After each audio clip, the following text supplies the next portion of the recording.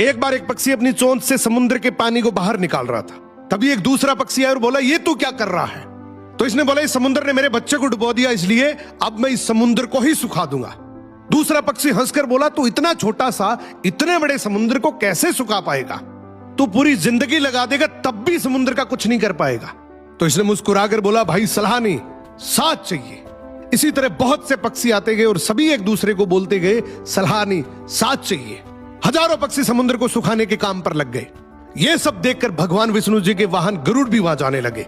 विष्णु जी बोले, तुम वहां जाओगे तो मेरा काम रुक जाएगा, और वैसे भी तुम सब पक्षी मिलकर भी समुद्र को तो सुखा नहीं पाओगे। गरुड़ बोला, प्रभु सलाह नहीं, आपका साथ चाहिए। फिर क्या, जैसे ही विष्णु जी समुद्र को सुखाने के लिए आए तो समुद्र डर गया और इस पक्षी के बच्चे को जोर की एक लहर से बाहर लौटा दिया।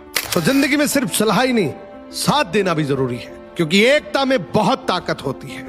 Everything is possible with team work.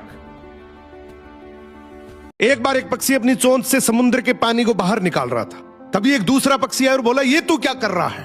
तो इसने बोला, इस समुद्र ने मेरे बच्चे को डुबो दिया, इसलिए अब मैं इस समुद्र को ही सुखा दूंगा। दूसरा पक्षी हंसकर बोला, तू इतना छोटा सा इतने बड़े समुद्र को कैसे सुखा पाएगा?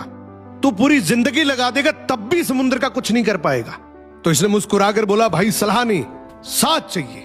इसी तरह बहुत से पक्षी आते गए और सभी एक दूसरे को बोलते गए, सलाह नहीं, साथ चाहिए। हजारों पक्षी समुद्र को सुखाने के काम पर लग गए। यह सब देखकर भगवान विष्णु जी के वाहन गरुड़ भी वहां जाने लगे। विष्णु जी बोले, तुम वहां जाओगे तो मेरा काम रुक जाएगा, और वैसे भी तुम सब पक्षी मिलकर भी समुद्र को तो सुखा नहीं पाओगे। गरुड़ बोला, प्रभु सलाह नहीं, आपका साथ चाहिए। फिर क्या, जैसे ही विष्णु जी समुद्र को सुखाने के लिए आए तो समुद्र डर गया और इस पक्षी के बच्चे को जोर की एक लहर से बाहर लौटा दिया। तो जिंदगी में सिर्फ सलाह ही नहीं, साथ देना भी जरूरी है, क्योंकि एकता में बहुत ताकत होती है। Everything is possible with team work.